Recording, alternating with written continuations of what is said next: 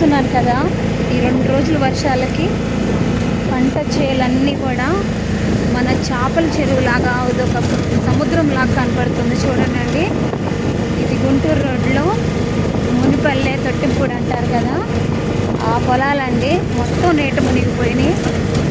రైతులు ఎంత బాధపడుతున్నారో చూడండి ఫ్రెండ్స్.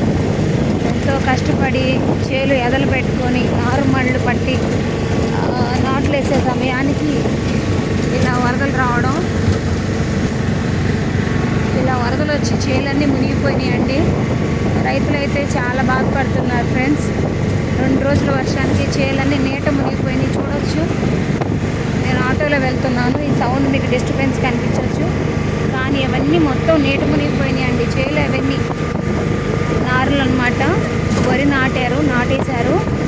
కొంతమంది అయితే నారు మళ్ళు పోసారు, కొంతమంది ఎదలు పెట్టారండి. చూసారా ఫ్రెండ్స్, చాలా బాధాకరం అండి. ఎండనక వాననక రైతు కష్టపడి వ్యవసాయం చేస్తుంటే పండించిన పంటకి రేటు ఉండక ఒక బాధ, ఈ వర్షాలు వస్తే ఆ పంట చేతికి వచ్చిదో రాదో ఒక బాధ. రైతు కష్టాన్ని ఎవరు తీర్చలేరండి.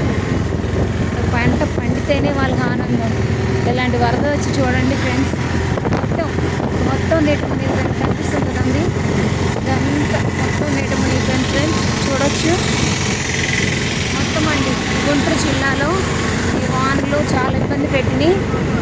హైదరాబాద్కి వెళ్ళి కూడా వరదలు వచ్చినాయి అంట ఫ్రెండ్స్. వీడియోలు చూస్తుంటే చాలా బాధ వేస్తుంది. చూసారు కదా ఫ్రెండ్స్, ఏం చేస్తాం ఫ్రెండ్స్, చాలా అంటే చాలా బాధగా ఉందండి.